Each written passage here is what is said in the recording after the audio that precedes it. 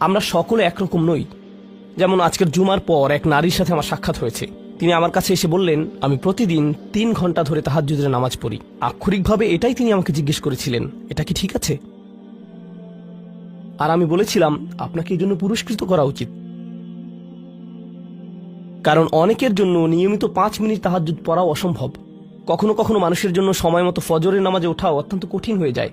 আর এই নারী 3 ঘন্টা নামাজ পড়ছেন। আমি বললাম, কিসের তাড়নায় আপনি এটা করতে পারছেন? তিনি বললেন, কি করব, আমি টিভি দেখব? তার চেয়ে বরং আল্লাহর সাথে কথা বলে সময় কাটাই। এটাই তিনি আমাকে বলেছেন। আমি সম্মানিত বোধ করছি যে তিনি আমার কাছে এসে প্রশ্নটি করেছেন। আমার উচিত ছিল তার কাছ থেকে পরামর্শ নেওয়া, এমন মানুষের কাছ থেকে যারা আল্লাহর নৈকট্যপ্রাপ্ত। আমি যা বলতে চাচ্ছি তা হলো, আমরা সকলে একরকম নই। তিনি যা করেছেন আমি তা করতে পারবো না। আমি সত্য কথা বলছি। এই নারী যা করেন আমি তা করতে